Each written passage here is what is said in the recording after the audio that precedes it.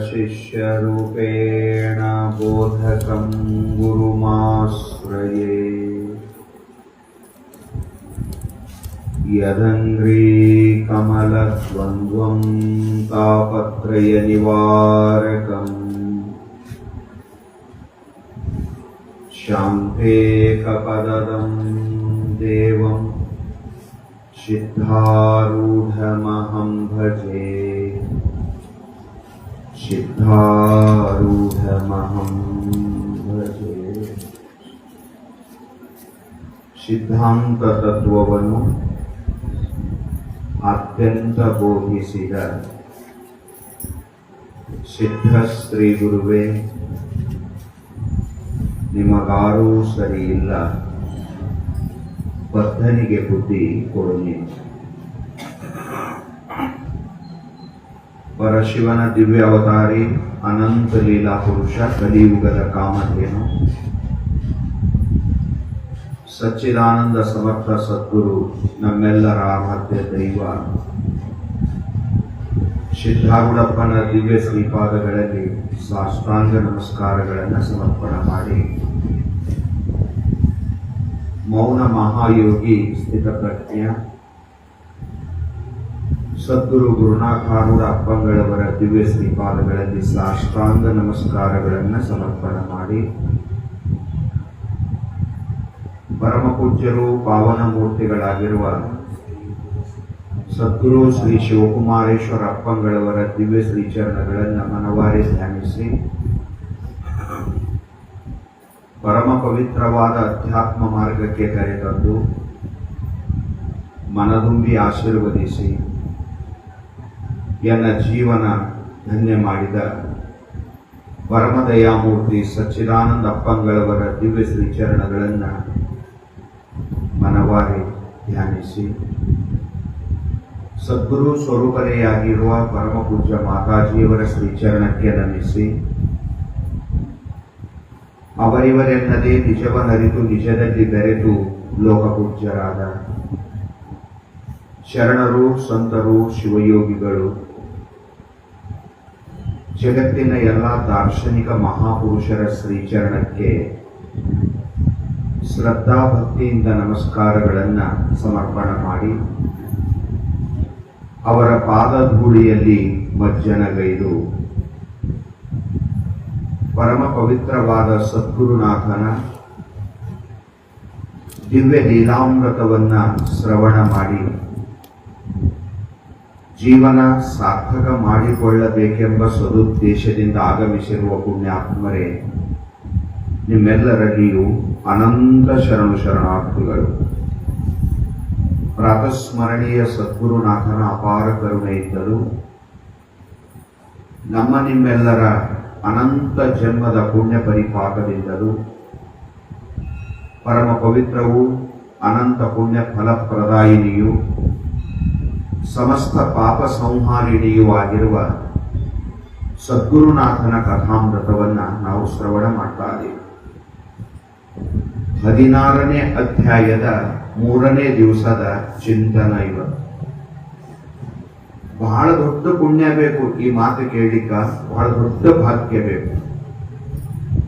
ನನಗೆ ಆಶ್ಚರ್ಯ ಆಗಿದೆ ಇವತ್ತು, ಬಹಳ ದೊಡ್ಡ ಆಶ್ಚರ್ಯ. ಬೆಳಗ್ಗೆ ಶ್ರೀಮದ್ ಭಾಗವತ ಗ್ರಂಥದ 10ನೇ ಸ್ಕಂದದ 87ನೇ ಅಧ್ಯಾಯ ಓದ್ತಾ ಇದ್ದೆ ನಾನು. ಸಿದ್ಧಾರ್ಥಪ್ಪನ ಕೃಪಾ ಎಂತದ ಅನ್ನೋದು ನಿಮ್ ಕಲ್ಪನೆ ಕಲ್ತ್ಬಿಟ್ಟತೀನಿ ನಾನು. 3 ದಿವಸ ಆಯ್ತು ಜಯ ಜಯಕಾರದ ಬಗ್ಗೆ ವಿಚಾರ ಮಾಡತ್ತೀನಿ ನಾನು. ಎಲ್ಲಾ ಮತ ಪಂಥದೊಳಗೆ, ಎಲ್ಲಾ ಸಂಪ್ರದಾಯದೊಳಗೆ ಗುರುವಿನ ಬಗ್ಗೆ ಜೈಕಾರ ಹಾಕ್ತೇವಿ, ಪರಮಾತ್ಮನ ಬಗ್ಗೆ ಜೈಕಾರ ಹಾಕ್ತೇವಿ. ನಮಸ್ಕಾರ ಜಯಕಾರಗಳು ಇವೆರಡು ನಾವು ಹಮೇಶ ಜಯವಾಗಲಿ ಜಯವಾಗಲಿ, ಲಾಸ್ಟಿಗೆ ಜಯ ಜಯಕಾರವನ್ನ ಉದ್ಘೋಷ ಮಾಡ್ತೇವೆ. ಆಶ್ಚರ್ಯ ಅನ್ನಿಸ್ತು, ಸಿದ್ಧಾರೂಢಪ್ಪಂದು ಎಂತ ದಯ ಇರ್ಬೇಕು ನಮ್ಮೆಲ್ಲರ ಮೇಲೆ ಅಂತ ಸಿದ್ಧಾರೂಢಪ್ಪನ ಕೃಪಾ ನೆನೆದು ಮನಸ್ಸು ಬಹಳ ಪ್ರಸನ್ನ ಆಯಿತು. ಅದ್ರಾಗೊಂದು ಮಾತು ಬರೀತಾರೆ ಬಹಳ ಚಂದ. ತ್ವಯಿ ಫಲಂತಿ ಯಥೋ ನಮ ಇತ್ಯತೋ ಜಯ ಜಯೇತಿ ಭಜೇತ್ತವ ತತ್ಪದಂ. ಬಹಳ ಚಂದ ಮಾತು ಹೇಳಿದ್ರು ಅವರು.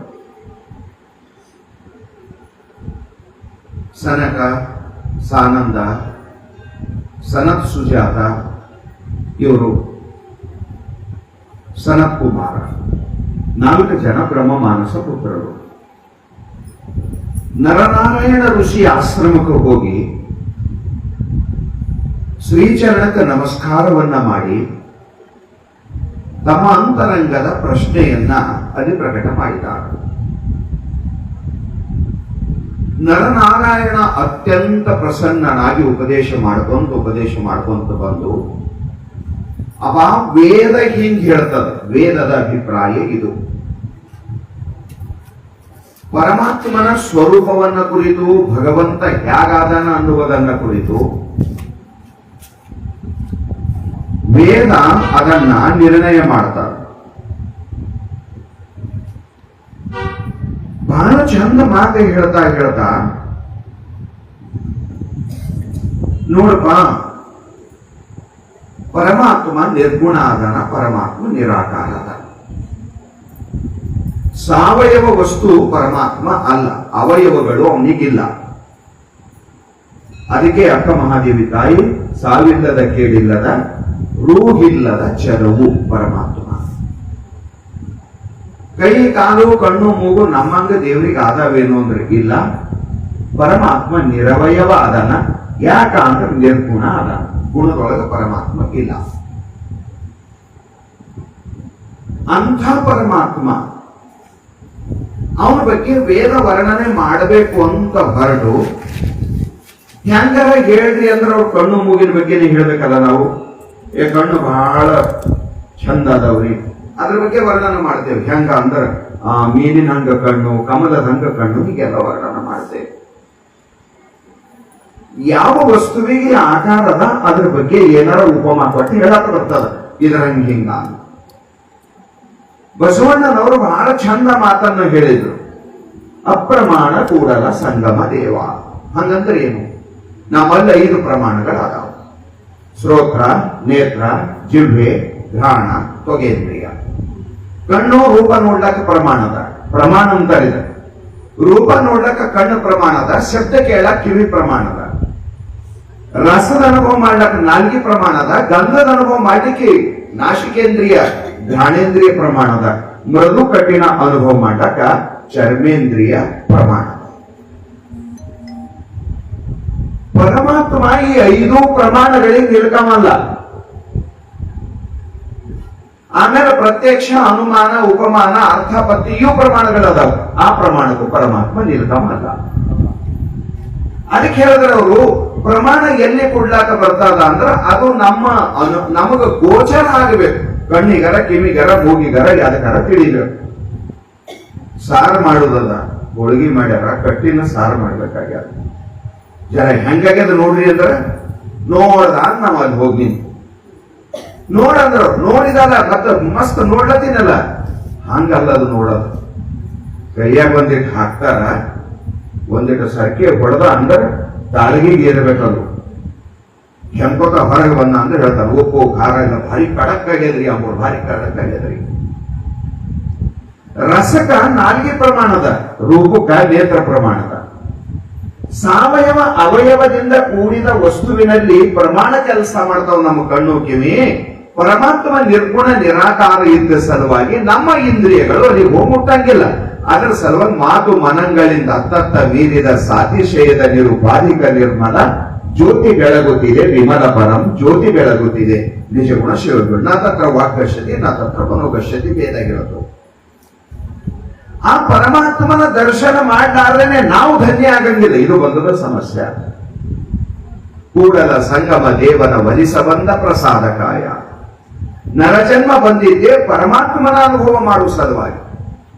ಮನುಷ್ಯ ಜನ್ಮದೊಳಗೆ ಪರಮಾತ್ಮನಿಗೆ ಅನುಭವ ಮಾಡಕ್ ಬರ್ತದೆ, ಬೇರೆ ಜನ್ಮದ ಕರ ಬರಂಗಿಲ್ಲ. ಶಾಸ್ತ್ರ ಸ್ಪಷ್ಟವಾಗಿ ಹೇಳ್ತದ, ಮನುಮುನಿಯ ರುದ್ರಾದ್ಯರ ಅನುಭೂತಿ ಅದ. ಇದು ನಮ್ಮಲ್ಲರ ಪ್ರಮಾಣ ಅದಾವ, ನಮ್ಮ ಪ್ರಮಾಣಕರ ಪರಮಾತ್ಮ ನಿಲ್ಕವಲ್ಲ. ಹೆಂಗ್ ಮಾಡೋದೀಗ? ಆ ಪರಮಾತ್ಮನನ್ನ ಕುರಿತು ವೇದಕ್ಕೆ ಕೇಳದೇವಿ ಪರಮಾತ್ಮ ಹೆಂಗದನ ಅಂದ್ರೆ ನೇತಿ ನೇತಿ ಅಂತ ಹೇಳ್ಬಿಡ್ತದು. ನಾನು ನೋಡಿಲ್ಲಪ್ಪ ಸುಮ್ ಹಿಂಗೆ ಹೇಳ್ಬೇಕು ಹೊಂಟಿಲ್ಲ ಅಂತದು. ವೇದ ಪ್ರಮಾಣನೂ ಅಲ್ಲಿ ಕೆಲಸ ಮಾಡಂಗಿಲ್ಲ, ಇಂದ್ರಿಯ ಪ್ರಮಾಣನೂ ನಮಗಲ್ಲಿ ಕೆಲಸ ಮಾಡಂಗಿಲ್ಲ ಅಂದ್ರ ದೇವರ ಅನುಭವ ಮಾಡ್ಲಾರ್ದೇನೆ ನಮ್ಮ ಮುಕ್ತಿನೇ ಆಗಂಗಿಲ್ಲ. ಬ್ರಹ್ಮ ಪಾವಾಸಿ ಗೇಲೋ ಬ್ರಹ್ಮ ಪಾಹಾಲ ಗೇಲೋ ಬ್ರಹ್ಮ ಹೋಗಿ ಕೇಳೋ ಮರಗೆ ಸಂದರು. ಅವನಿಗೆ ನೋಡಿದ ಮೇಲೆ ಜೀವ ಬ್ರಹ್ಮ ಆಗ್ತಾನ. ಅನುಭವ ಮಾಡಿದ ಮೇಲೆ ಅನುಭವ ಮಾಡತಾರ ಇಂದ್ರಿಯಗಳು ಕಂಬಿಡ್ತಾವ. ಇಂದ್ರಿಯದ ಕೆಲಸ ಅದಿಲ್ಲ. ಬಹಳ ಮಜಾ ಮಾತು ಹೇಳಿದ್ರು. ವೇದ ಪರಮಾತ್ಮನ ಸ್ವರೂಪವನ್ನ ವರ್ಣನ ಮಾಡ್ಲಕ್ ಹೋಗಿ ಉಪನಿಷತ್ತುಗಳು ಆ ಪರಮಾತ್ಮನ ಅಂತವನ್ನ ಅರಿಲಿಲ್ಲ. ಅದಕ್ಕೆ ಪಾತಾಳದಿಂದ ಅತ್ತತ್ತ ಶ್ರೀಚರಣ, ಬ್ರಹ್ಮಾಂಡದಿಂದ ಅತ್ತತ್ತ ಶ್ರೀ ಮುಕುಟ ಅಂದರು. ಪಾತಾಳ ಥನ ಅದ ನೋಡಂತಿಲ್ಲ. ವಚನ ಚಂದ ಕೇಳಿದ್ರು. ಪಾತಾಳ ಥನ ಅವನ ಪಾದ ಅದ, ಬ್ರಹ್ಮಾಂಡ ಥನ ಅವನ ತೆಲಿ ಅದ ಅಂದಿಲ್ಲ. ಅಳತೆ ಆಗಿ ಬಂತದು. ಅಂದ್ರೆ ಪಾತಾಳಕ್ಕೂ ಒಂದ್ ಜಾಗದಾಗ ಸೀಮಾ ಅದ, ಬ್ರಹ್ಮಾಂಡಕ್ಕೂ ಒಂದ್ ಜಾಗದಾಗ ಸೀಮಾ ಅದ. ಒಂದ್ರ ಮೇಲೆ ಒಂದು ಲೋಕಗಳು. ಅತಲ ವಿತಲ ಸುತಲ ತಲಾತಲ ರಸಾತಲ ಮಹಾತಲ ಪಾತಾಳ ಕೆಳಗಿನ ಲೋಕ. ಭೂರ್ಭುವ ಸುವ ಜನ ಸತ್ಯ ತಪ ಮಹಾಜ್ಞಾನೇನ್ ಲೋಕಗಳು. ಅಲ್ಲಿ ತನನೇ ದೇವ್ರ ಆದಾನ ಅಂದ್ರೆ ಅದೊಂದು ಲಿಮಿಟಿಗೆ ಬಂದವ. ಅದಕ್ಕಂದ್ರೆ ಅವ್ರು ಅರ್ಥ ತಂದ್ರು. ಎಲ್ಲಿ ತಾನಂದ್ರೆ ನೀನೇ ಅನ್ಕೋತ ನೀ ಏಟಂತಿ ಅದಕ್ಕೆ ಅರ್ಥ. ಎರಡನೇ ತರ ಹಿಂಗೆ ಹೇಳ್ತದ ಅತ್ತ ನೀ ಏಟ್ ಅರ್ಥ ಅಂತಿ ಅದ್ರಗಿನ ಅರ್ಥ. ನಿನ್ ಬುದ್ಧಿ ಎಲ್ಲಿಗೆ ನಿಲ್ಲುತ್ತದ, ನಿನ್ ಬುದ್ಧಿ ಎಲ್ಲಿ ತನ ಲೆಕ್ಕ ಮಾಡ್ತದ, ನೀ ಎಲ್ಲಿ ತನ ಅಂತಿ ಅದರ ಕಡೆಯಿಂದ ಆ ಕಡೆ ಪರಮಾತ್ಮ. ಅದರ ಸಲುವಾಗಿ ಪರಮಾತ್ಮ ಯಾವುದೇ ಅಳತೆಯಾಗಿ ಬರವಲ್ಲ. ಆ ಪರಮಾತ್ಮನ ಅನುಭವ ಹೆಂಗ್ ಮಾಡ್ಬೇಕು? ಪರಮಾತ್ಮನ ಅನುಭವ ಮಾಡ್ಲಾರ್ದೇನೆ ಜನ್ಮ ಸಾರ್ಥಕ ಆಗಂಗಿಲ್ಲ. ಜೀವನ ಧನ್ಯ ಆಗಬೇಕು ಅಂದ್ರೆ ಪರಮಾತ್ಮನ ಅನುಭವ ಮಾಡ್ಬೇಕು. ಪರಮಾತ್ಮನ ಅನುಭವ ಮಾಡಿ ಆ ಪರಮಾತ್ಮ ನಂಗೆ ನನ್ನ ಆತ್ಮದ, ಪರಮಾತ್ಮನು ಚೇತನ ನನ್ನ ಆತ್ಮನು ಚೇತನ ಅಂತ ತಿಳ್ಕೊಂಡು ತತ್ವಮಸಿ ಮಹಾವಾಕ್ಯದಿಂದ ಎರಡರೊಳಗ ಅಭೇದ ಆಗಿ ಜೀವೋ ಬ್ರಹ್ಮೈವ ನಾ ಪರಹ ಅಂತ ಸಹಜ ಸ್ಥಿತಿಗೆ ಹೋದ ಅಂದ್ರೆ ಅದಕ್ಕೆ ಮುಕ್ತಿ ಅಂತ ಶಾಸ್ತ್ರದೊಳಗೆ ಕರೀತಾರೆ. ಹಾಗಾದ್ರೆ ಪೂಜಾ ಮಾಡೋದು, ಪಾಠ ಮಾಡೋದು, ಜಪ ಮಾಡೋದು, ಏನೇನು ಮಾಡ್ತೇವಿ ಅದರದೆಲ್ಲ ಲೆಕ್ಕ ಎಲ್ಲಿಗೆ ಹತ್ತಬೇಕ್ರಿ ಅಂದ್ರೆ ಬಹಳ ಚಂದ ಅಂದ್ರೆ ಅವರು ಶಾಸ್ತ್ರದೊಳಗೆ ಏನು ಚಂದ ಹೇಳಿದ್ರು. ತ್ವಯಿ ಫಲಂತಿ ಯಥೋ ನಮ ಇತ್ಯಥೋ. ಹೇ ದೇವ, ನಿನ್ನ ಸ್ವರೂಪದೊಳಗ ಪ್ರವೇಶ ಮಾಡ್ಬೇಕಂದ್ರ, ಅಂತರಂಗದೊಳಗೆ ನಿನ್ನ ಮೂರ್ತಿ ನೋಡ್ಬೇಕಂದ್ರೆ, ಪ್ರಕಟ ಆಗ್ಬೇಕಂದ್ರೆ ಅದಕ್ಕೆ ನಮ ಅನ್ನುವುದೊಂದು ಶಬ್ದ. ಜಯ ಜಯತಿ, ಜಯ ಜಯಕಾರ ಇವೆರಡು ಪರಮಾತ್ಮನಿಗೆ ಅಂತರಂಗದೊಳಗ ತಂದು ಸ್ಥಾಪನ ಮಾಡ್ತಾವ ಅಂತ ಬರೀತಾರೆ. ಚಂದ ಕೇಳಬೇಕು ಮಾತು. ಏನ್ ಮಾಡ್ತಾವೆ ಇವು? ಯಾಕೆ ಜೈಕಾರ ಹಾಕ್ತಾರ ಭಗವಂತನಿಗಂದ್ರೆ ಹೃದಯದೊಳಗ ಪರಮಾತ್ಮ ಪ್ರಕಟ ಆಗ್ಬೇಕಾದ್ರೆ ಜಯ ಘೋಷವನ್ನ ಮಾಡಬೇಕು. ಕೊನೆಗೆ ಶರಣಾಗತಿ ಅದರೊಳಗೆ, ಹೇ ಪರಮಾತ್ಮ ಜಯ ಜಯತಿ, ನಿನಗೆ ಜಯವಾಗಲಿ, ನಿನಗೆ ಜಯವಾಗಲಿ. ನಮ್ ಶಬ್ದ ಮುಗಿದೈತಿ. ಲಾಸ್ಟ್ ಮಾತಿದು. ಕೇಳದೆಲ್ಲ ಹೇಳಿ, ಕೇಳದೆಲ್ಲ ಕೇಳಿ, ಪ್ರವಚನ ಎಲ್ಲ ಮುಗಿದ ಮ್ಯಾಲ, ಮಂಗಳಾರತಿ ಎಲ್ಲ ಮುಗಿದ ಮ್ಯಾಲ ಲಾಸ್ಟಿಗೆ ಜಯಕಾರ ಹಾಕಲೇವಿ. ಅದು ಲಾಸ್ಟ್ ಮಾತು. ವೇದ ಪುರಾಣ ಆಗಮ ಶಾಸ್ತ್ರಗಳೆಲ್ಲ ಆದ್ಮೇಲೆ ಜಯಕಾರ. ಏನಂತ? ಆ ಜಯದಿಂದ ಭಗವಂತ ಹೃದಯದೊಳಗೆ ವಶ ಆಗ್ತಾನೆ. ವಂದನೆ ಸೆ ಭಗವಾನ್ ಬಂಧನ ಮೇ ಆ ಜಾತಾ ಹೈ. ನಮಸ್ಕಾರದಿಂದ ಪರಮಾತ್ಮ ಹೃದಯಕ್ಕೆ ಪ್ರವೇಶ ಮಾಡ್ತಾನ. ಜಯ ಜಯಕಾರದಿಂದ ಭಗವಂತ ಅಂತರಂಗದೊಳಗೆ ಪ್ರವೇಶ ಮಾಡ್ತಾನ. ಅದರ ಸಲುವಾಗಿ ಇವೆರಡೂ ಶಬ್ದಗಳು ಬಹಳ ಪವಿತ್ರ ಆದವಂತ ತಿಳ್ಕೊಂಡು ತ್ವಯಿ ಫಲಂತಿ, ಹೇ ದೇವ ನಿನ್ನ ಪೂರ್ಣ ಫಲ ಜೀವನಿಗೆ ಪ್ರಾಪ್ತ ಆಗಬೇಕು, ಅಂತರಂಗದೊಳಗೆ ನಿನ್ನ ಸ್ವರೂಪದ ದರ್ಶನ ಆಗಬೇಕು ಅಂದ್ರೆ ಅನಿವಾರ್ಯವಾಗಿ ಋಷಿ ಮುನಿಗಳೆಲ್ಲ ನಿನ್ನ ಜಯ ಜಯಕಾರವನ್ನ ಮಾಡಿದಾರ, ನಿನಗೆ ನಮಸ್ಕಾರವನ್ನ ಮಾಡಿದಾರ. ನಾನಾದರೂ ನಿನಗೆ ನಮಸ್ಕಾರ ಮಾಡಿ ನಿನ್ನ ಜಯಘೋಷವನ್ನ ಮಾಡಿ ಧ್ಯಾನಕ್ಕೆ ಕೂಡ್ತೀನಿ ಅನ್ನುವ ಮಾತನ್ನ ಇಲ್ಲಿ ಹೇಳ್ಕೊಂಡು ಬಂದಿದ್ದಾನೆ. ಈ ಅಧ್ಯಾಯ ಇಷ್ಟು ಪವಿತ್ರದ, ಎಲ್ಲನೂ ಹಂಗೆ ಅದಾವ. ಈ 16ನೇ ಅಧ್ಯಾಯದಾಗ ಎರಡು ಸುದ್ದಿ ಹೇಳ್ಯಾರ. ಸ್ಟಾರ್ಟಿಂಗ್ ನಾಗೆ ಆರಂಭದೊಳಗೆ ರೂಪಾನುಸಂಧಾನನು ಹೇಳ್ಯಾರ, ನಾಮಾನುಸಂಧಾನನು ಹೇಳ್ಯಾರ. ಇವು ನಿಮಗೆ ಎಲ್ಲಿನೂ ಯಾರು ಕೇಳಂಗಿಲ್ಲ, ಅಷ್ಟು ಮಜಾದ ಇದು ಶಾಸ್ತ್ರ. ಅದರ ಸಲುವಾಗಿ ಸದ್ಗುರುನಾಥನ ಚರಿತಾಮೃತದೊಳಗ ಪ್ರತಿಯೊಂದು ಅಧ್ಯಾಯ ನಮ್ಮ ಜನ್ಮ ಸಫಲ ಆಗಲಿ ಅಂತ ತಿಳ್ಕೊಂಡು ಕಳಕಳಿಯಿಂದ ಬರೆದಿರ್ತಕ್ಕಂಥ ಅಧ್ಯಾಯಗಳು. ನಾನು ಸುಮಾರು ಭಾಗವತದ 1ನೇ ಸ್ಕಂದದಿಂದ 10ನೇ ಸ್ಕಂದ ಪೂರ್ವಾರ್ಧ ಮುಗಿಸಿ ಉತ್ತರಾರ್ಧದೊಳಗೆ ಪ್ರವೇಶ ಮಾಡಿ 87ನೇ ಅಧ್ಯಾಯ ತನಕ ಹೋಗಿನಿ. ಅದ್ರಾಗ 12 ಸ್ಕಂದಗಳ ಅಥವಾ ಭಾಗವತ ಗ್ರಂಥದೊಳಗೆ ಹೋದ ವರ್ಷ ಯುಗಾದಿಗೆ ಚಾಲು ಮಾಡಿ, ಇನ್ನ ಮುಗಿದಿಲ್ಲದು. ಅದ್ರಾಗ ಬಹಳ ಮನಸ್ಸಿಗೆ ಆಯ್ತಂದ್ರೆ 10 ಸಾರಿ ಅದೇ ಓದಿರ್ತೀನಿ, ಓದಿದ ಅಧ್ಯಾಯ 10-20 ಸಾರಿ. ಈಗ ಇದು ಓದೋದಿಲ್ಲ 10ನೇ ಸಾರಿ ಅದ. ಈಗ ನಾ ಇವತ್ತು ಬೆಳಗ್ಗೆ ಓದಿ ನನ್ನ ಮನಸ್ಸು ಮುಂದಕ್ಕೆ ಹೋಗಲ್ಲ, ಮತ್ತೆ ಅದೇ ತೆಗಿತೀನಿ, ಮತ್ತೆ ಅದೇ ಓದ್ತೀನಿ. ಶ್ರೀಮದ್ ಭಾಗವತಿ ಹೆಂಗದ ಅಂದ್ರ ನಿಗಮ ತರೋರ್ ಗಲಿತ ಫಲನಿದಂ ಭಾಗವತ. ತಿಳಿದವ್ರು ಜ್ಞಾನಿಗಳು ವ್ಯಾಸ ಮಹರ್ಷಿ ಅಂತವ್, ವ್ಯಾಸನ ಮಗ ಸುತ ಮಹರ್ಷಿ ಅಂತವ್ರು ನಿರ್ಣಯ ಮಾಡಿ ಹೇಳಿದ್ರು.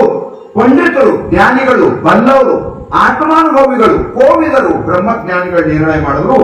ವೇದ ಅನ್ನುವ ಗಿಡದೊಳಗ ಪಕ್ವವಾದ ಹಣ್ಣಂತದು ಭಾಗವತ ಗ್ರಂಥ. ವೇದನೆ ಒಂದು ಗಿಡ, ವೇದ ವೃಕ್ಷ. ಆ ವೃಕ್ಷದೊಳಗ ಪರಿಪಕ್ವವಾದ ಹಣ್ಣು, ರಸಾಳವಾದ ಹಣ್ಣು ಭಾಗವತ. ಶಿವದಾಸ್ ಮಹಾಸ್ವಾಮಿ ಇಷ್ಟು ಶಾಣೆ ಅದಾನ. ಭಾಗವತ ಗ್ರಂಥದೊಳಗ ಸಮುದ್ರದೊಳಗ ಮೀನ್ ಹ್ಯಾಂಗ, ದೊಡ್ಡ ಮೀನ್ ಹ್ಯಾಂಗ ಎತ್ತವಂತ ತಿರುಗ್ತದಲ್ಲ, ಇಡೀ ಭಾಗವತ ಗ್ರಂಥ ಅಂತರಂಗದೊಳಗ, ಭಾಗವತ ಗ್ರಂಥದೊಳಗ ತೇದಾಡಿರ್ತಕ್ಕಂಥ ಪುಣ್ಯಾತ್ಮ ಶಿವದಾಸ್ ಮಹಾಸ್ವಾಮಿ ಭಾಗವತದೊಳಗ ವೇದ ವೃಕ್ಷದ ರಸ ಏನು ತಯಾರಾಗ್ಯದಲ್ಲ ಅದು ತಂದು ಸಿದ್ಧಾರೂಢಪ್ಪನ ಚರಿತ್ರದ ತುಂಬ್ಯಾನ. ಅದರ ಸಲುವಾಗಿನೇ ಸಾರಿ ಓದಿದ್ರು ಹೊಸದೇ ಅನಿಸ್ತದ, ಓದ್ಬೇಕೇ ಅನಿಸ್ತದ. ಬ್ಯಾಸರಂತ ಯಾರಿಗೂ ಅನ್ಸಂಗಿಲ್ಲ. ಮಲ್ಲಿಕಾರ್ಜುನ್ ಸರ್ ಅಂದ್ರು 108 ಸಾರಿ ಮುಗಿಸ್ಯಾರಂತ ಇಲ್ಲಿದ್ದಾನ ಅವರು ಸಿದ್ಧಾರೂಢ ಚರಿತ್ರ. ಓದಿದಾಗೂ ಇನ್ನ ಹೊಸದೇ ಅನಿಸ್ತದೆ. ಇದ್ರಾಗ ಏನ್ ಚಮತ್ಕಾರ ಇರಬೇಕು? ಇದ್ರಾಗ ಇದ್ದಿದ್ದ ಚಮತ್ಕಾರ ಇದೆ.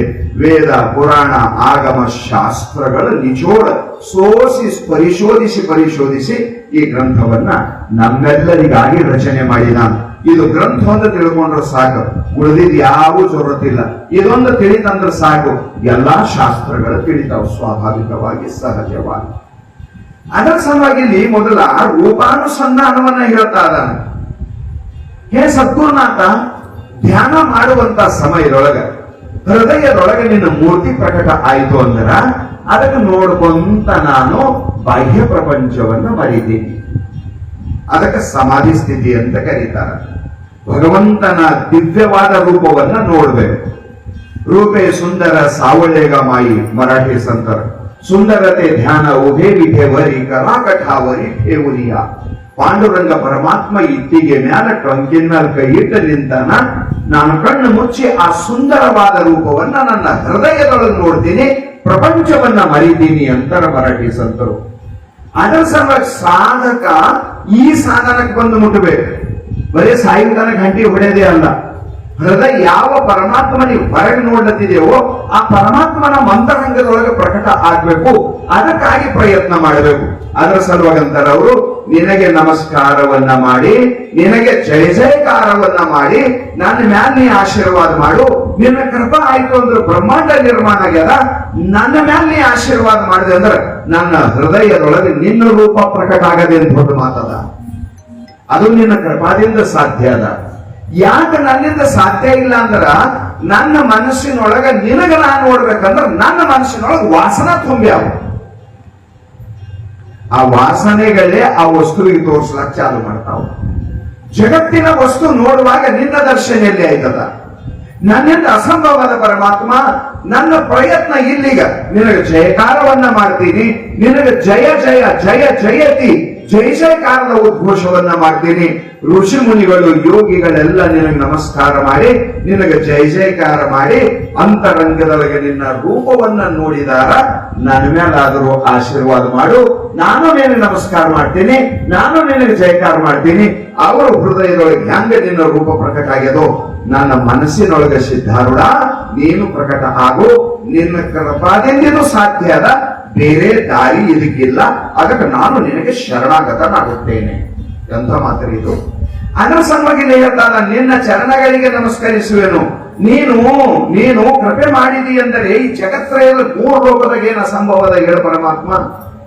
ಒಂದ್ ಭಾಗವತದಾಗ ಒಂದ್ ಕಡೆ ಬರೆದ, ದೇವರೊಳಗೆ ಏನು ತಾಕತ್ತದ ಅಂದ್ರೆ ಈ ಸೊಳ್ಳೆ ಇರ್ತದಲ್ಲ, ಸೊಳ್ಳೆಗಳು ಹಾರಿ ಬಂದು ಕಡಿತಾವಲ್ಲ, ನಮ್ಮ ದೇವ್ರ ಅದ್ರ ಮ್ಯಾಲ ಕೃಪಾ ಮಾಡಿದ್ರೆ ಅದಕ್ಕೆ ಡೈರೆಕ್ಟ್ ಬ್ರಹ್ಮ ಮಾಡಿ ಬಿಡ್ತಾನ.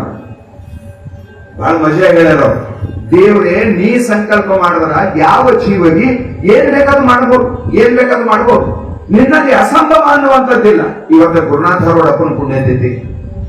ಅದು ಹುಲಿ ಕಾವೇರಿ ನದಿ ದಡದೊಳಗೆ ತಿರುಗುವಂತ ಸಮಯದೊಳಗೆ ಸಿದ್ಧಾರೂಢಪ್ಪ ಅದ್ರ ಮ್ಯಾಲ ಕೃಪಾ ಮಾಡ್ದ.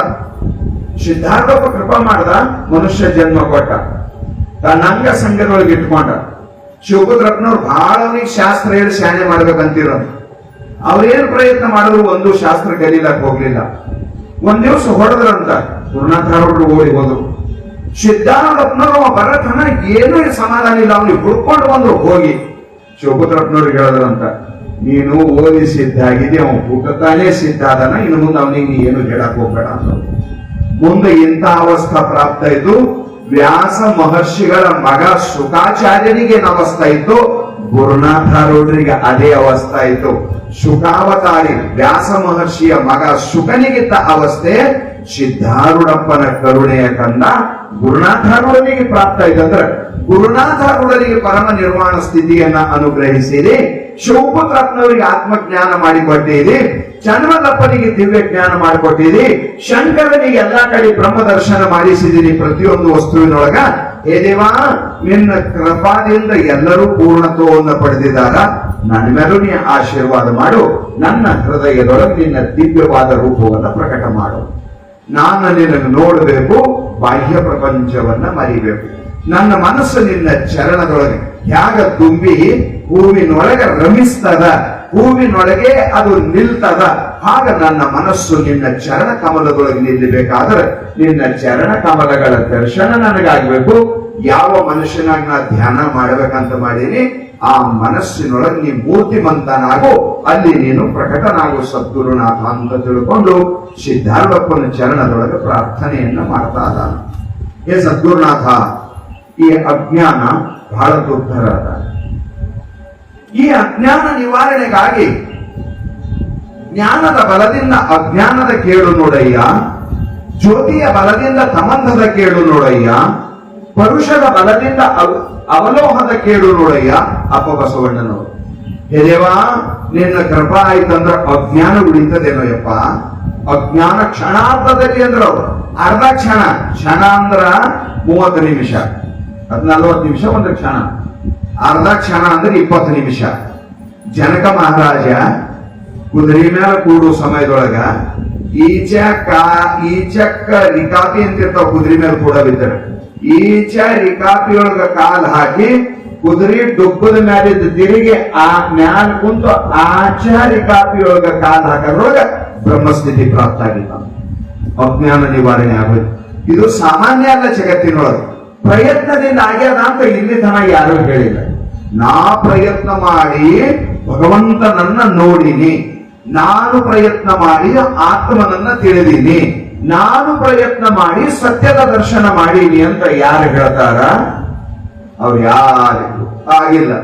ಎಲ್ಲಿ ತನ ಆತ್ಮ ಬ್ರಹ್ಮರ ಸಾಕ್ಷಾತ್ಕಾರ ಮಾಡ್ಕೊಂಡಾರ ಅವ್ರ ಕೊನೆ ಒಂದೇ ಮಾತು ಹೇಳಿದಾರ, ನೀವು ಮುಂದಾಗಿ ಅರಿವುದೋದಿದ ಕಾರಣ ನಿಮ್ಮಿಂದ ನಿಮ್ಮ ನರಿತೇನು ಚನ್ನಮಲ್ಲಿಕಾರ್ಜುನ ಅಂತ ಅಕ್ಕ ಮಹಾದೇವಿ ತಾಯಿ ಹೇಳಿದ ಹಾಗೆ ನಿನ್ನ ಅನುಗ್ರಹ ಆಯ್ತಂದರೆ ನೀ ಯಾರಿಗೆ ನಿನ್ನ ನಿರಾವರಣ ಸ್ವರೂಪವನ್ನ, ಯಾರ ಮುಂದೆ ನಿನ್ನ ನಿರಾವರಣ ಸ್ವರೂಪವನ್ನ ಪ್ರಕಟ ಮಾಡ್ಬೇಕಂತ ನಿನಗೆ ಇಚ್ಛೆ ಆಯ್ತದ ಅವ್ರಿಗೆ ಮಾತ್ರ ನಿನ್ನ ಸ್ವರೂಪ ಗೊತ್ತಾಗ್ತದ, ಉಳಿದವ್ರಿಗೆ ಗೊತ್ತಾಗಂಗಿಲ್ಲ ಅಂತ ಇದು ಮಹಾನ್ ಸಿದ್ಧ ಸಂತರ ಅಭಿಪ್ರಾಯದ.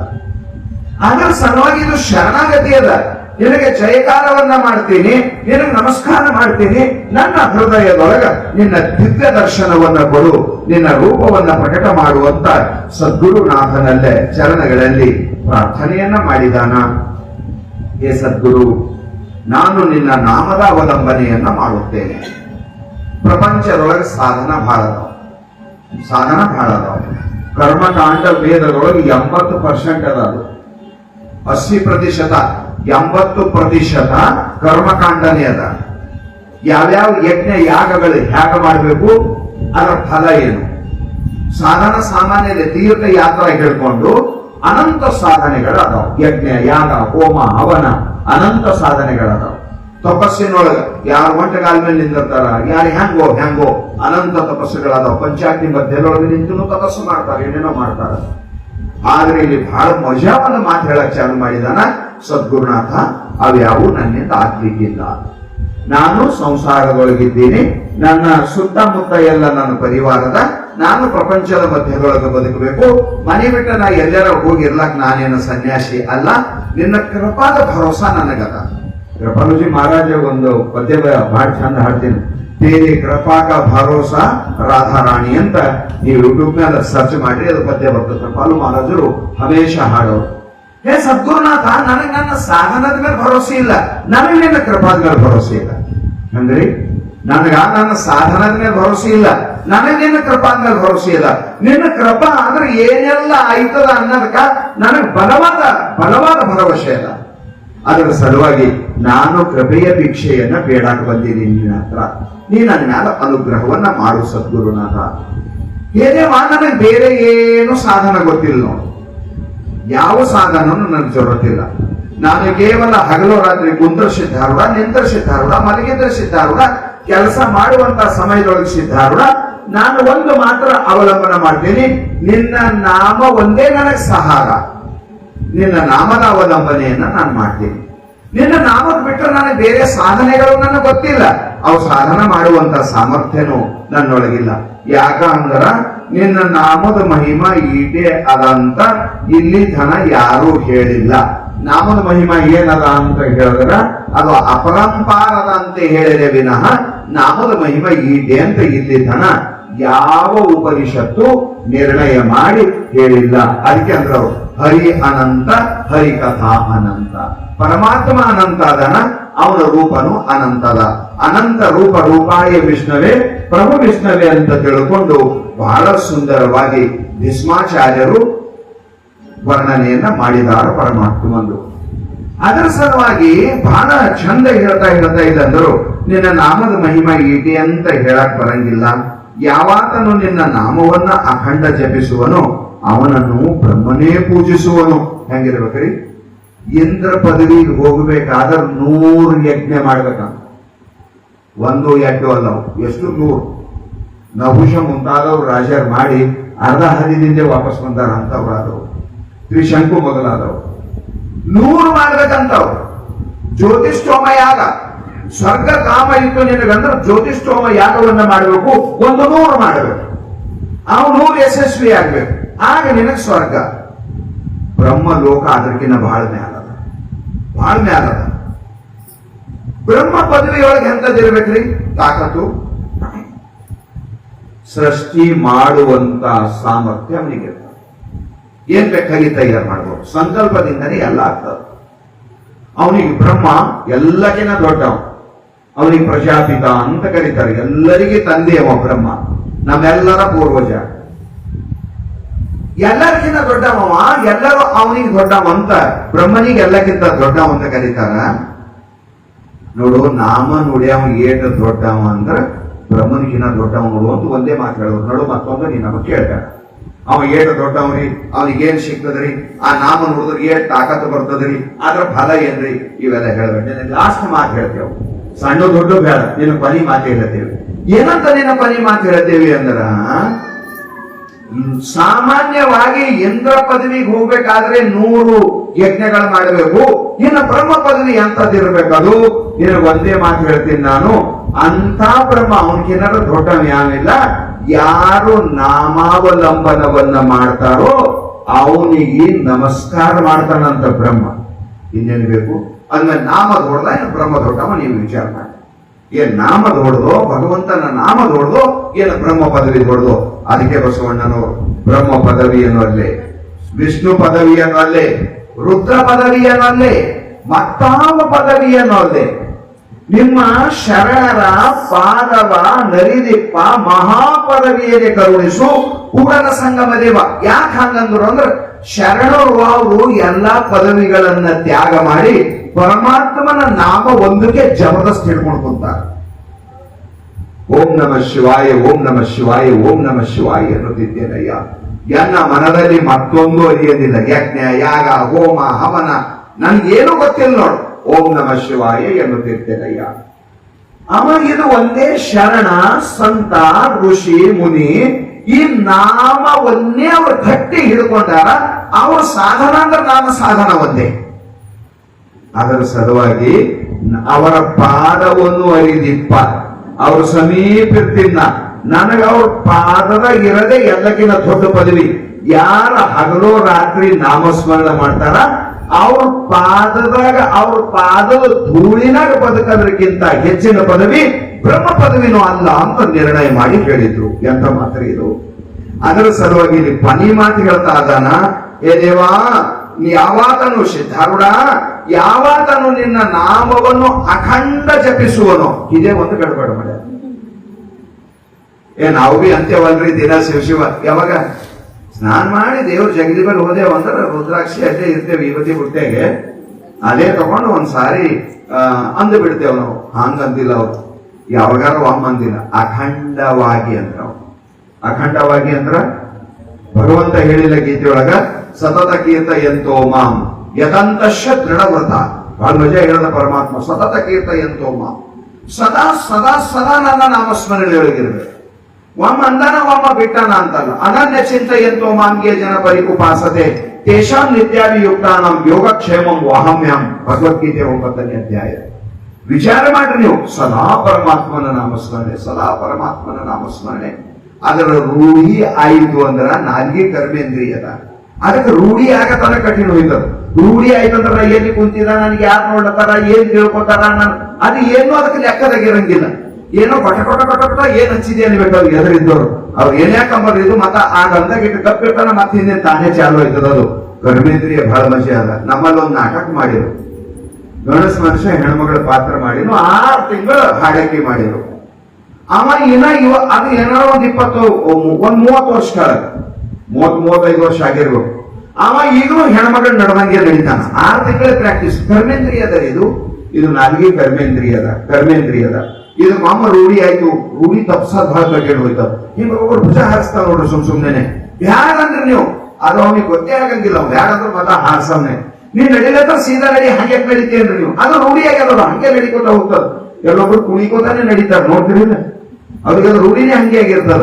ಹಂಗೆ ನಡೀತಿ ಜನರೇಟ್ ಕಾಲಾರ ನೆಲ ಹಚ್ಚು, ತುದಿಗಾಲಿನ ಮೇಲೆ ಯಾಕೆ ನಡಿಲತ್ತೀರಿ, ಅದು ಹಂಗೆ ನನಗೆ ರೂಢಿ ಆಗೈತ್ರಿ ಅಂದಾಗ ಕಾಲು ಹೋಗ್ತಾನ ಮತ್ತೆ ಹಿಂದಿನ ಹಂಗೆ. ಕರ್ಮೇಂದ್ರಿಯ ಬಹಳ ಮಜೆ ಅದ. ಇದು ನಾಲ್ಗಿ ಜ್ಞಾನೇಂದ್ರಿಯ ಅನ್ನೋದ, ನಾಲ್ಗಿ ಕರ್ಮೇಂದ್ರಿಯ ಅನ್ನೋದ. ಒಂದು ಸಾರಿ ಇದಕ್ಕ ಕೆಲವೊಂದು ದಿವಸ ಬೆನ್ನು ಹತ್ತಬೇಕು. ಇದಕ್ಕ ಒಮ್ಮ ರೂಢಿ ಆಯ್ತು, ಆಮೇಲೆ ನಿಮಗೆ ಕೆಲಸ ಮುಗಿತು, ಅದ್ರ ಕೆಲಸ ಅದು ಮಾಡ್ತಿರ್ತಾವ. ಮಹಾತ್ಮರೊಬ್ಬರು ಬಹಳ ಚಂದ ಹೇಳಿದ್ರು, ನಮ್ಮಲ್ಲಿ 4 ವಾಣಿಗಳದಾವು. ಪರ, ಪಶ್ಯಂತಿ, ಮಧ್ಯಮ, ವೈಖರಿ ಅಂತ 4 ವಾಣಿಗಳದಾವು. ಪರಾವಾಣಿ ಆಧಾರ ಚಕ್ರದೊಳಗಿರ್ತದ, ಪಶ್ಯಂತಿ ಅದಕ್ಕಿನ ಮ್ಯಾಲಿರ್ತದ, ಮಧ್ಯಮ ಕಂಠದಾಗಿರ್ತದ, ವೈಖರಿ ನಾಲ್ಗೆ ಮೇಲೆ ಇರ್ತದೆ. ವೈಖರಿ ವಾಣಿ ಅಂತ ಕರೀತಾರೆ. 9 ಚಕ್ರಗಳಾದವು ನಮ್ಮ ಶರೀರದವರು. 6 ಚಕ್ರಗಳು ಬಹಳ ಬೇಗ ಅವು ಚಕ್ರಗಳು ಜಾಗೃತ ಮಾಡ್ತಾರೆ. ಅದಕ್ಕೆ ಅವರಂದರು ಪರ, ಪಶ್ಯಂತಿ, ಮಧ್ಯಮ, ವೈಖರಿ. ವೈಖರಿ, ಮಧ್ಯಮ, ಪಶ್ಯಂತಿ, ಪರವಾಣಿತನ ಹೋಗ್ಬೇಕು. ಯೋಗಿಗಳು ಯೋಗ ಸಾಧನ ಮಾಡಿ ಜಾಗೃತ ಮಾಡ್ತಾರೆ. ನಿನಗದು ಸೌರತೆ ಇಲ್ಲ. ನಾಮಸ್ಮರಣೆ ಮಾಡೋನಿಗೆ ಎಲ್ಲ ಚಕ್ರಗಳು ಜಾಗೃತ ಆಗ್ತಾವ ಅಂತಾರ. ಹಂಗದ. ಅದರ ಸಲುವಾಗಿ ಶಾಣೆರ್ ತಿಳಿದವ್ರು ಬಲ್ಲವ್ರು. ಮರಾಠಿ ಸಂತರ ಏನಂದ್ರು, ನಿತ್ಯ ನೇಮ ನಾಮಿ ಪ್ರಾಣಿತೆ ದುರ್ಲಭ ಲಕ್ಷ್ಮೀ ವಲ್ಲಭ ತಯಾಸವ. ಇವೆಲ್ಲ ಸಾಮಾನ್ಯ ಮಾತುಗಳಲ್ಲ.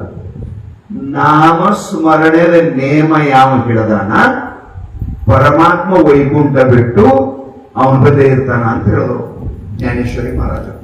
ಅನ್ನದೇನೆ ನಾವು ವಿಚಾರ ಮಾಡ ಮಾತಾಡ. ಈಗ ಯಾಕೆ ಒತ್ತಿ ಬರದ್ರ ಅವರು?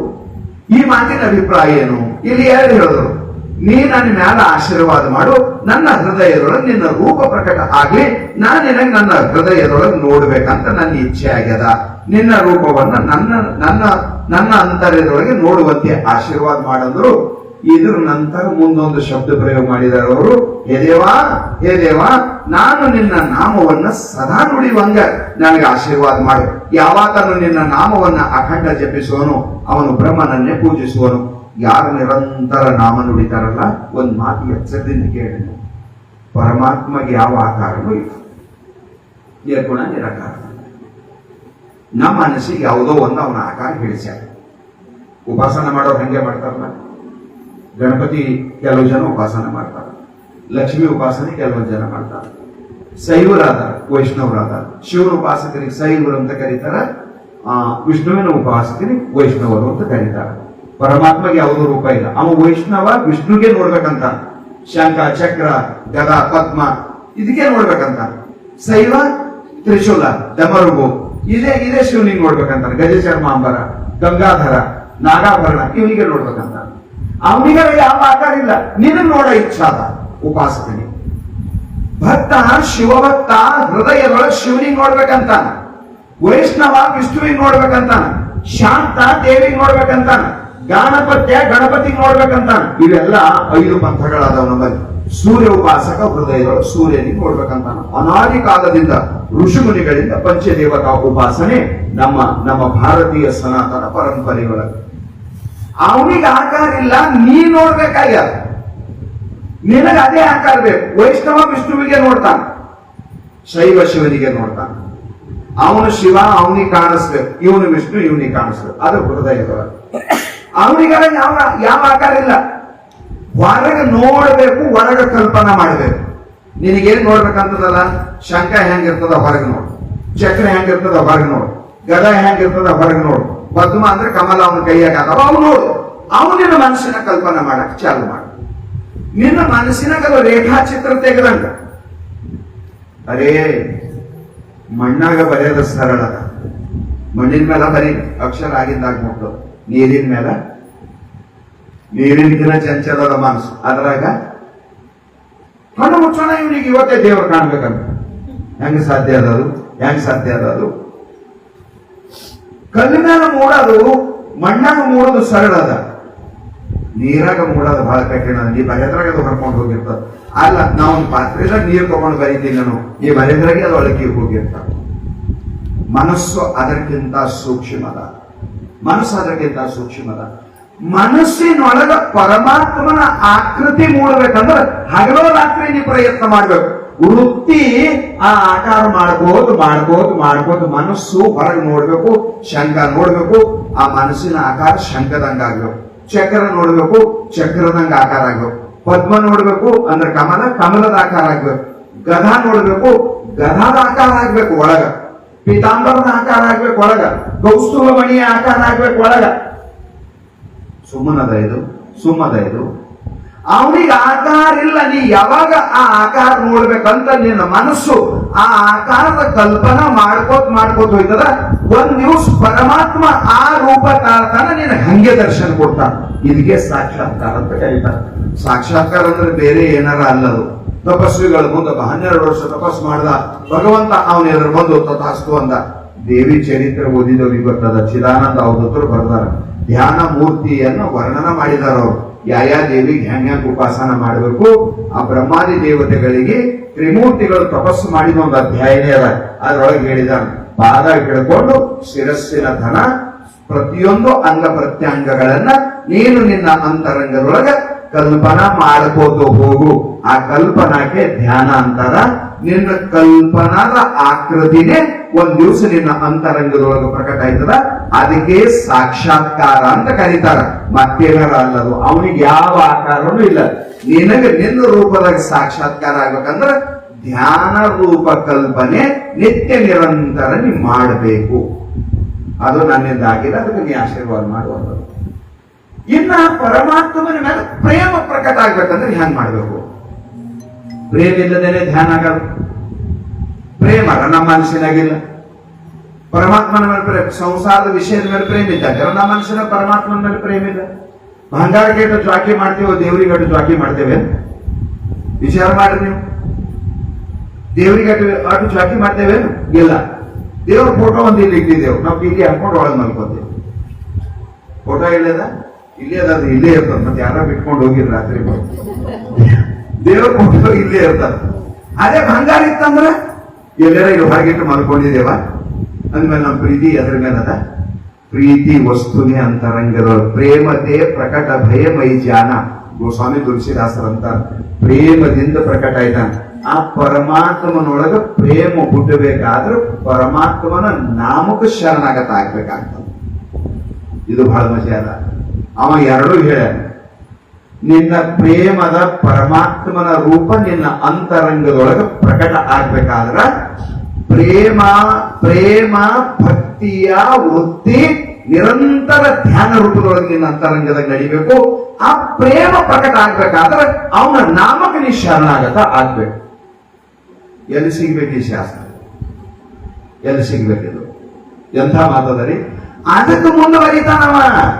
ನಾಮಸ್ಮರಣ ಮಾಡ್ಕೋತ ಹೋಗ್ನಿ. ನಾಮಸ್ಮರಣ ಮಾಡ್ಕೋತ ಹೋದೆ ಅಂದ್ರೆ ಅದು ಪರಮಾತ್ಮನ ಮೇಲೆ ಪ್ರೇಮ ಹುಟ್ಟಿಸುವ ಸಾಧನ ನಾಮ. ಸುಮ್ನೆ ಆಗಂಗಿಲ್ಲ. ಮೀರಾಬಾಯಿ ಸಣ್ಣಕ್ಕೆ ಇದ್ದ, 5 ವರ್ಷದಕ್ಕೆ ಚಾತುರ್ಮಾಸ ಮಾಡ್ಲ ಗುರುಗಳು ಬಂದಿರಂತ ಅವ್ರ ಮನೆ. 4 ತಿಂಗಳು ಇರ್ತೀರಿ ಗುರುಗಳ. ಮಳಿ 4 ತಿಂಗಳು ಧೋವಂತ ಶ್ರಾವಣ ಭಾದ್ರಪದ ಇವೆಲ್ಲ ಮಳಿ, ಬಹಳ ಮಳಿ ಬೀಳುವುದು ಅವಾಗ. ಹಿಂದಿನ ಕಾಲ ಮಳಿ ಎಲ್ಲ ತುಂಬ ಹರಿತೀವು. ಬ್ರಿಡ್ಜ್ ಅದು ಇದ್ದಿದಾಗ ಹಿಂಗ ವ್ಯವಸ್ಥೆನೇ ಏನು ಇದ್ದಿಲ್ಲ. ಸಾಧುಗಳು 4 ತಿಂಗಳು ಒಂದು ಊರಾಗ ಯಾರ್ದಾರ ಮನೆಗೆ ಬಂದಿರ್ತೀವಿ. ಅವಾಗ ಆ ಊರಾಗ ನಿತ್ಯ ಮುಂಜಾನೆ ಪೂಜೆ, ಆಮೇಲೆ ಸಾಯಂಕಾಲ ಸಮಯದೊಳಗೆ ಶಾಸ್ತ್ರ. ಇವು ಪರಿಪಾಠ ಭಕ್ತಿ ಶಾಸ್ತ್ರ ಯಾವ್ದಾದ್ರು ಹೇಳ್ತಿದ್ರು, ಯಾವ್ದಾರ ಪುರಾಣ ಇದು ನಡೀತಿತ್ತು ಆಗಿನ ಕಾಲದೊಳಗೆ. 4 ತಿಂಗಳು ಗುರುಗಳು ಉಳಿದಿದ್ದಾಗ ಅವರು ಪೂಜೆ ಮಾಡುವಂತದ್ದೊಂದು ಶ್ರೀಕೃಷ್ಣ ಪರಮಾತ್ಮನ ಮೂರ್ತಿ. 4 ತಿಂಗಳ ದಿನ ಮೀರಾಬಾಯಿ ಎದುರು ಹೋಗಿ ಕೂಡ್ತಿಲ್ಲ. ಪೂಜಾ ಟೈಮಿಗೆ ಹೋಗಿ ಕೂಡ್ತಿದ್ದು 3 ತಾಸು 4 ತಾಸು ಮಾಡ್ತಿರೋರು. ದೊಡ್ಡವರೆಲ್ಲ ಎದ್ದು ಓಡಾಡ್ತಿರು. 5 ವರ್ಷದ ಕೂಸು 4 ತಾಸು ಹಂಗೆ ಕೂಡ್ತಿತ್ತು ನೋಡ್ಕೋತ. ಗುರುಗಳು ಆ ಮೂರ್ತಿ ನೋಡೋದು ಕಮ್ಮಾಗಿತ್ತು, ಮೀರಾಗ ನೋಡೋದು ಜಾಸ್ತಿ ಆಗಿತ್ತು. ಹಂಗದರಿ ಹಂಗದ. ಆ ಗುರುಗೋದ ಕೃಪಾ ಅದ್ರ ಮೇಲೆ ಬಿದ್ದು ಆಗಿ ಆಗಿ ಆಗಿ ಸಂತನ ದೃಷ್ಟಿ ಅಂತರಂಗದ ಪರಿವರ್ತನೆಗೆ ಸಾಧನ ಇರ್ತದ. ಹಂಗಾಗಿ 4 ತಿಂಗಳು ಮುಗಿತು. ಗುರುಗಳು ಊರಿಗೆ ಹೋಗ್ಲಾಕ ತಯಾರಾದರು. ಆ ಸಮಯದೊಳಗ ಅಳಕ್ ಚಾಲು ಮಾಡ್ತು. ಮಗು, ನೀ ಸಣ್ಣಕ್ಕಿದ್ದ ಮಗ, ನೀ ಮನೆಗೆ ಇರು ಅಂದ್ರು. ನಾ ಬರ್ತಾ ಅಂತ ಅಳ್ಳದಿಲ್ಲ, ನನಗೆ ಏನಾರ ಕೊಡ್ರಿ, ಏನಾರ ಹಂಗ ಬರ್ತಾ ಅಂತ ಅಳ್ತಾ ಇಲ್ಲಂದ್ರೆ ಏನ್ ಬೇಕು ಅಂದಾಗ, ನನಗೆ ನೀವು ಇಲ್ಲಿ ತನ ಏನ್ ಪೂಜೆ ಮಾಡಿರಿ, ಆ ಮೂರ್ತಿ ನನಗೆ ಬೇಕು ಅಂದ್ರು ಮೀರಾಬಾಯಿ. ಹಂಗ್ ಮಾಡ್ಬೇಕ್ರಿ. ಈಗ ಆ ಗುರು, ಅವನು ಗುರು, ಅವನು ಗುರು, ಅವನು ಗುರು, ಅವನು ಗುರು ಎಲ್ಲಿದ್ದಿತ್ತು ಅದು ಯಾರಿಗ್ ಗೊತ್ತದು. ಯಾರ ಆ ಮಠಕ್ಕೆ ಆಯ್ತಾರ, ಅವ್ರದ್ದು ಮಠಗಳು ಪರಂಪರೆ ಆದಾವ. ಕುತ್ತಿಗೆ ಮಠ ಅವು ಇವೆಲ್ಲ ಮಠಗಳಾದವು. ಯಾವ ಮಠಕ್ಕ ಅವ್ರ ಗುರುಗಳಾಗ್ತಾರ, ಆ ಗುರುಗಳು ಕೂಡ ಅವ್ರಿಗೆ ಮೂರ್ತಿನೇ. ಅವ್ರ ಗುರು, ಅವ್ರ ಗುರು, ಅವ್ರ ಗುರು. ಆ ಪೀಠಕ್ಕೆ ನಾವು ನಿತ್ಯ ಸೇವಾ ಅದು ಮಾಡ್ಬೇಕು. ನಿತ್ಯ ಸೇವಾ ಮಾಡ್ಬೇಕು, ಅದು ಪರಂಪರೆ ಅದ. ಗುರುಗಳು ಗುರುಗಳು ಗುರುಗಳು ಗುರುಗಳು. ಯಾವ ಗುರುವಿಗೆ ಸಿಕ್ಕಿದ್ದು ಪ್ರಕಟ ಆಗಿದ ಮೂರ್ತಿನ ಇಲ್ಲಿ ತನ ಬಂದದ. ಇವತ್ತಿಗೆ ಕೇಳತ್ತಲ್ಲ, ಎಲ್ಲಿ ಮಗ ನಿನಗೆ ಅಂತದೇ ಮತ್ತೊಂದು ಕೊಡ್ತೀನಿ, ಮಗದೊಂದು ಕೊಡ್ತೀನಿ, ಮಾಡಿಸ್ಕೊಡ್ತೀನಿ. ಬೇಡ, ನೀವೇ ಮತ್ತೊಂದು ಮಾಡಿಸ್ಕೊಡ್ರಿ, ನನಗಿದೆ ಬೇಕು. ನಾನು 4 ತಿಂಗಳು ನೋಡಿದ ಮೂರ್ತಿ ಅದ. ಇದು ನನ್ನ ಕಣ್ಣಾಗಿದೆ ತುಂಬ್ಯಾದ, ನನ್ನ ಮನಸ್ಸಿನಾಗಿದೆ ತುಂಬ್ಯಾದ. ನನಗೆ ಇದಕ್ಕೆ ಬಿಟ್ರೆ ಬ್ಯಾರೆ ಮೂರ್ತಿ ಬ್ಯಾಡ ಅಂದ್ರ ಗುರುಗಳು ಯಾರಿಗ್ ಗೊತ್ತಾಗಲ್ದಂಗ ಅವ್ರು ಮತ್ತೊಂದು ಮೂರ್ತಿ ಮಾಡಿಸ್ಕೊಂಡು ಈ ಮೂರ್ತಿ ಆ ಮಗುವಿಗೆ ಕೊಟ್ಟು ಹೋಗ್ಯಾರ. ಮೀರಾಬಾಯಿ ಕೊನೆತನ ಪೂಜೆ ಮಾಡ್ಯಾರ ಅದೇ ಮೂರ್ತಿ. ವಿಚಾರ ಮಾಡಿ. ಆ ಪ್ರೀತಿ ಸಣ್ಣ ಮಗು 5 ವರ್ಷದ್ದು ಆಟ ಪ್ರೀತಿ ಹ್ಯಾಂಗ್ ಹುಟ್ಟತು ಆಕಿನೊಳಗ. ಅದರ ಸಲುವಾಗಿ ಹೇಳ್ತಾ ಇದಾರವರು, ಪ್ರೇಮತೆ ಪ್ರಕಟ ಭಯಮೈಶಾನ. ಗೋಸ್ವಾಮಿ ತುಳಸಿದಾಸರು. ಪರಮಾತ್ಮಗೆ ಯಾವ ರೂಪನೂ ಇಲ್ಲ. ನಿನ್ನ ಪ್ರೇಮ ಯಾವ ರೂಪದಾಗದ, ಯಾವುದು ನೋಡ್ಬೇಕಂತ ನಿನ್ನ ಮನಸ್ಸಿನೊಳಗ ಅದ್ರ ಕಲ್ಪನಾ ಮಾಡ್ತಾ ಇದ್ದ ಧ್ಯಾನ, ಅದು ಒಂದಿನ ಪ್ರಕಟ ಆಗಿ ನಿನಗೆ ದರ್ಶನ ಕೊಡ್ತಾನ ಪರಮಾತ್ಮ. ನಿನ್ನ ಪ್ರೇಮಕ್ಕಾಗಿ ನಿರ್ಗುಣ ನಿರಾಕಾರ ಪರಮಾತ್ಮ ಸಗುಣ ಸಾಕಾರ ಆಗ್ತಾನ. ಯಾರ ಸಲಕ? ನಿನ್ನ ಪ್ರೇಮದ ಸಲಕ. ಅದರ ಸಲುವಾಗಿ ಅದ್ಭುತ ಮಾತಾಡಿದ್ರು ನೋಡ್ರಿ ಅವರು. ಆ ಪ್ರೇಮದಿಂದ ನಿನ್ನ ಧ್ಯಾನ ಮಾಡುವಂತ ವೃತ್ತಿ, ನಿನ್ನ ಆಕಾರ ಮಾಡುವಂತ ಪ್ರೇಮ ನನಗೆ ಎಲ್ಲಿ ಸಿಗ್ತದಂದ್ರ ಅವರಂದ್ರು ನಾಮಕ ಶರಣಾಗತ. ಒಂದೇ ದಿನದಾಗ ಅಂದ್ರೆ ಆಗಲ್ಲ. ನೋಡಿದ್ರಿ, ಈಗ ನೀ ನಾಮ ಚಾಲು ಮಾಡಿ. ನಾಮ ನುಡಿ ಅಂದ್ರೆ ಯಾವಾಗಾರ ಅಲ್ಲಪ್ಪ, ಅಖಂಡವಾಗಿ ನೀನ್ ನಾಮ ನುಡಿಬೇಕು. ಯಾವಾಗಾರ ಹುಣ್ಣಿಗೊಮ್ಮ, ಅಮಾಸಿಗೊಮ್ಮ, ಶಿವರಾತ್ರಿಗೊಮ್ಮ ಲಿಂಗ ಹುಡುಗರು ಆಯ್ತದ ಹೆಂಗ? ಶಿವರಾತ್ರಿಗೊಮ್ಮ, ಯಾವಾಗಾರ ಹಬ್ಬ ಹುಣ್ಣಿ ದಿನ ಆಗ ಮಾತಲ್ಲದು. ಅದಕ್ಕೆ ನಮ್ ಕಡಿಗಳು ಶಿವರುಗಳು ಬೈದರು, ಶಿವನ ನೆನೆವ ನ್ಯವನಗಳ ಅವನಿಗೆ ಯಾಕೋ ಮಹಾಂತ ಸಲ್ಲ ಬೈದ್ರವ್ರು. ಅವನಿಗೆ ನ್ಯಾವನ ಬೇಕಂತ. ಹುಣ್ಣಿ ಬೇಕು, ಏಕಾದಶಿ ಬೇಕು, ಶಿವನ ಭಜನೆ ಮಾಡಕ್ ಅವನಿಗೆ ಸೋಮವಾರ ಬೇಕು, ಭಜನೆ ಮಾಡಕ್ ಶಿವರಾತ್ರಿ ಬೇಕು, ಭಜನೆ ಮಾಡ್ಲಾಕ್ ಏಕಾದಶಿ ಬೇಕು, ಭಜನೆ ಮಾಡ್ಲಾಕ್ ಹುಣ್ಣಿ ಅಮಾಸಿ ಬೇಕು, ಭಜನೆ ಮಾಡ್ಲಾಕ್ ಗುರುವಾರ ಸೋಮವಾರ ಬೇಕು. ಒಬ್ಬ ನಿನ್ನ ಅಂದವ ಶಿವನ ನ್ಯಾವನ ಬೇಕು ನಿನಗೆ ದೇವ್ರಿಗೆ ನೆನಿಲಕ್ಕ. ಅಥವಾ ಏನಾರ ರೋಗ ಬಂದಿರ್ಬೇಕು, ಏನಾರ ಅವನಿಗೆ ಏನಪ್ಪಾ ಅಂತ ಕೇಳಿದ್ರೆ ಸಂಸಾರದೊಳಗೆ ದೋಷ ಬಂದಿರ್ಬೇಕು, ಯಾವ್ದಾರ ಕಂಟಕ ಬಂದಿರ್ಬೇಕು, ಯಾವ್ದಾರ ಪಾಪ ಬಂದಿರ್ಬೇಕು. ಅದು ಕಳ್ಕೊಳ್ಳೋ ಸಲುವಾಗಿ ನೀನು ನುಡಿದ್ದಿ. ನ್ಯಾವನ ಮಾಡಿ ಭಜನೆ ಮಾಡವನಿಗೆ ದೇವ್ರು ಸಿಗಲು, ಸ್ವಾಭಾವಿಕ ಮಾಡ್ಬೇಕು. ಅದರ ಸಲುವಾಗಿ ಅಖಂಡವಾಗಿ ಯಾವನು ನಿನ್ನ ನಾಮವನ್ನು ಜಪಿಸುವನು ಅವನನ್ನು ಬ್ರಹ್ಮನೇ ಪೂಜಿಸುವನು. ಎಂತ ಮಾತ್ರಿ, ಸ್ವತಃ ಬ್ರಹ್ಮ, ಎಲ್ಲಕ್ಕಿಂತ ದೊಡ್ಡವ ಬ್ರಹ್ಮ. ಆ ಬ್ರಹ್ಮ ಇವನು ಪೂಜೆ ಮಾಡ್ತಾನಂತ. ಅದಕ್ಕೆ ಬಸವಣ್ಣನವರು ಓಂ ನಮ ಶಿವಾಯ ಎನ್ನುವವನ ತಾಂಬೂಲವ ಬೆಲಿದೆ, ಬೀಳದೊಡಿಯ ಬದಿದೆ. ಎಂತ ಮಾತ್ರ ಇವು, ಎಂತ ಮಾತು ಅಂದ್ಮೇಲೆ ನಾಮೋಪಾಸಕ ಎಷ್ಟು ದೊಡ್ಡವ, ಅವನ ಮಹಿಮಾ ಎಂತದಿರ್ಬೇಕು ವಿಚಾರ ಮಾಡಿ. ಅದರ ಸಮಾಗಂತರವರು ನಾವಾದರೂ ಆ ನಾಮವನ್ನ ನಿರಂತರ ನಾಮದ ಅನುಸಂಧಾನ ನಾವಾದರೂ ನಿರಂತರ ಮಾಡ್ತಿ ಅಂತ ತಿಳ್ಕೊಂಡು ಈ ಮಾತನ್ನ ಇಲ್ಲಿ ಪ್ರಯೋಗ ಮಾಡಿದ್ದಾರೆ. ಎಲ್ಲಾ ಪ್ರಕಾರದ ಈಶ್ವರಿ ವಿಭೂತಿಗಳು ಆತನ ಮುಂದೆ ಕೈ ಜೋಡಿಸಿಕೊಂಡು ನಿಂತಿರುತ್ತವೆ. ಬಹಳ ಜಬರ್ದಸ್ತ ಮಾತು ಹೇಳೋದು ಏನಂತಾನ, ಎಲ್ಲಾ ಪ್ರಕಾರದ ಒಂದಲ್ಲ. ನಮ್ಮಲ್ಲಿ ಆ ರಂಗ ಮೀರೀಶನ ಫಲವಕ್ಕೂ ಮೀರಿದ ಭಕ್ತಿಗೆ ಇದೇ ಫಲವಕ್ಕೂ ಅಂತ ಪರಮಾತ್ಮ ಗೀತೆಯೊಳಗ ನಿಜಗುಣ ಶಿವಗಳು ಈ ಮಾತನ್ನ ಬರ್ಕೊಂಡು ಬಂದಿದ್ದಾರೆ. ಪರಮಾತ್ಮನ ವಿಭೂತಿಗಳಾದವು, ಐಶ್ವರ್ಯಗಳಾದವು. ಏಸ ಐಶ್ವರ್ಯವ ಪರಮಾತ್ಮ ಅಂದರ ಅಷ್ಟೈಶ್ವರ್ಯ ಸಂಪನ್ನ ಪರಮಾತ್ಮ ಅದ. ನಮ್ಮೋ ಐಶ್ವರ್ಯ ಅಲ್ಲ, ಅಷ್ಟಲಕ್ಷ್ಮಿ ಅಂತ ನಾವೇನಂತೇವ ಅದು ಅಲ್ಲ. ಅವು ಯಾವು? ಅಣಿಮ, ಮಹಿಮ, ಗರಿಮ, ಲಘಿಮ, ಪ್ರಾಕಮ್ಯ, ಪ್ರಾಪ್ತಿ, ಈಶತ್ವ, ವಶಿಷ್ಠ ಇವಲ್ಲ. ಇವು 8 ಸಿದ್ಧಿಗಳು. ಇವು ಸಿದ್ಧಿಗಳು ಸಿದ್ಧ ಮಾಡ್ಕೊಂಡ ಸಲುವಾಗಿ ಸಾಧನ ಮಾಡ ಮಂದಿ ಬಹಳ. ಈ ಅಘೋರಿಗಳು ಇರ್ತಾರಲ್ಲ, ಅವ್ರು ಎಲ್ಲಿ ಮಾಡ್ಕೋತಾರ? ಸ್ಮಶಾನದಾಗೆ. ಕಾಶಿದಾಗ ಮಣಿಕರ್ಣಿಕಾ ಘಾಟ್ ಅದು ಅವ, ಹರಿಶ್ಚಂದ್ರ ಘಾಟ್, ಮಣಿಕರ್ಣಿಕಾ ಘಾಟ್. 24 ತಾಸು ಹೆಣ ಸುಡ್ತಿರ್ತಾರ. ಅವು ಏಸು ಸಾಯ್ತಾವು, ಏಸಕ ತರ್ತಾರೋ, ಸುಟ್ಕೊಳಕ್ ಪಾಳಿ ಇರ್ತಾವೋ ಸುಡಸಲೆ. ಅಂತ ಜಾಗದಾಗ ಸ್ಮಶಾನದಾಗ ಕುಂತು ಸಾಧನ ಮಾಡ್ತಾರೆ ಸಿದ್ಧಿ ಸಲುವಾಗಿ. ಅವು ಸಿದ್ಧಿ ಹೀಗಾಗಿರ್ತಾವ, ಏನಾರ ಅಂದ್ರದು ಆಗಿದ್ದಾಗ ಮಾಡಿಕೊಡ್ತಾವ. ಅವು ಸಿದ್ಧಿಗಳದಾವ. ಈಗ ಏಟು ಬಜೆ ಹೇಳ್ತಾ ಇದ್ದಾನ, ನೀ ಸ್ಮಶಾನದಾಗ ಸಾಧನ ಮಾಡೋ ಜರುರತ್ತಿಲ್ಲೋ ಶಿವ, ನೀ ಅನ್ನ ನೀರು ಬಿಡೋ ಜರುರತ್ತಿಲ್ಲೋ ಶಿವ, ನೀ ಮತ್ತೇನಾರ ಮಾಡೋದಿಲ್ಲೋ. ಅಂತ ಭಯಾನಕವಾದ ಭೂತ ಪ್ರೇತಗಳ ಭಯದೊಳಗ ಕುಂತು ನೀ ಸಾಧನ ಮಾಡಕ್ ಬರುತ್ತಿಲ್ಲ. ಯಾವ ನಾಮಸ್ಮರಣೆ ಮಾಡ್ತಾನ ಅವ ಇದ್ದಲ್ಲೇ ಅಷ್ಟೈಶ್ವರ್ಯಗಳ ಸಿದ್ಧಿ ಅವನಿಗಾಗ್ತಾವ. ಅಷ್ಟೈಶ್ವರ್ಯ ಗುಣವಾರೆಂಬ ತುಷ್ಟಿ ಸದಾ ಸರ್ವಜ್ಞತೆ ಎಂಬ ಬಹಳ ಸುಂದರವಾದ ಮಾತನ್ನ ಶಾಸ್ತ್ರದೊಳಗೆ ನಿಜಮುಖ ಬರ್ಕೊಂಡು ಬಂದಿದ. ಅದರ ಸಲುವಾಗಿ ಇಲ್ಲಿ ಹೇಳಕ್ ಚಾಲು ಮಾಡಿದಾನ, ನಾಮಾವಲಂಬನೆಯನ್ನ ಮಾಡು. ಯಾರ ನಿರಂತರ ಅಖಂಡವಾಗಿ ಪರಮಾತ್ಮನ ನಾಮಸ್ಮರಣೆ ಮಾಡ್ತಾರೋ ಆ ನಾಮಸ್ಮರಣೆಯ ಪ್ರಭಾವದಿಂದ ಅಂತಃಕರಣದೊಳಗೆ ಪರಮಾತ್ಮನ ಪ್ರೇಮ ಪ್ರಕಟ ಆಗ್ತದೆ. ಪರಮಾತ್ಮನ ಪ್ರೇಮ ಪ್ರಕಟ ಆಯಿತು ಅಂದ್ರೆ ಆ ಪ್ರೇಮವೇ ಧ್ಯಾನ ರೂಪ ಚಿಂತನಕ್ಕೆ ಕಾರಣ ಆಗ್ತದೆ. ಪ್ರೇಮ ಅದು ಮರಿವೆ ಸಹನ ಮಾಡಂಗಿಲ್ಲ. ಎದ್ರ ಮೇಲೆ ಬಹಳ ಜೀವ ಅದ, ಆ ವಸ್ತು ಹಮೇಶ ನಮ್ ಕಣ್ಣೆದುರಿರ್ಬೇಕಂತೇಳಿ.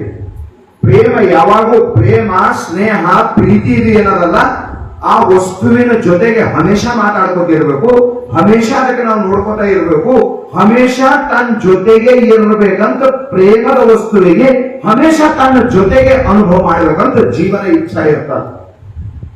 ಪ್ರೇಮ ನಾಮದ ಬಲದಿಂದ ಪರಮಾತ್ಮನೊಳಗೆ ಪ್ರೇಮ ಪ್ರಕಟ ಆಯ್ತಂದ್ರ ಆ ಪ್ರೇಮ ಸ್ವಾಭಾವಿಕವಾಗಿ ಅದರ ನೆನಪು ರೂಪದ ಧ್ಯಾನ ಮಾಡಾಕಸ್ತದ. ಅದುವೇ ಅಂತರಂಗದೊಳಗ ಮೂರ್ತಿ ರೂಪದೊಳಗ ಪ್ರಕಟ ಆಗ್ತದ. ಇದು ಆರಂಭದಿಂದ ಕೊನೆಯವರೆಗೆ ಇದು ಅಧ್ಯಾತ್ಮದ ಸಾಧನೆಯ ರಹಸ್ಯ. ಇದು ಅಧ್ಯಾತ್ಮ ಸಾಧನೆಯ ಭಗವತ್ ಸಾಕ್ಷಾತ್ಕಾರದ ರಹಸ್ಯವನ್ನ ಬರೀತಾದಾರ ಶಿವದಾಸ್ ಮಹಾಸ್ವಾಮಿಗಳು ಈ ಅಧ್ಯಾಯದೊಳಗೆ. ಅನಸಂಗನ ಪುಣ್ಯಾತ್ಮರ ಏಟ್ ಚಂದ ಮಾತು ಬರೆದರು ಅವರು. ಈ ಪ್ರಕಾರ ಈಶ್ವರಿ ವಿಭೂತಿಗಳು ಆತನ ಮುಂದೆ ಕೈ ಜೋಡಿಸಿಕೊಂಡು ನಿಂತಿರುತ್ತದೆ ಮತ್ತು ಐಶ್ವರ್ಯ ಭೋಗಗಳು ಮುಂದೆ ತಂದು ಒಡ್ಡುತ್ತವೆ. ಅವೇನ್ ಮಾಡ್ತಾವಂತ?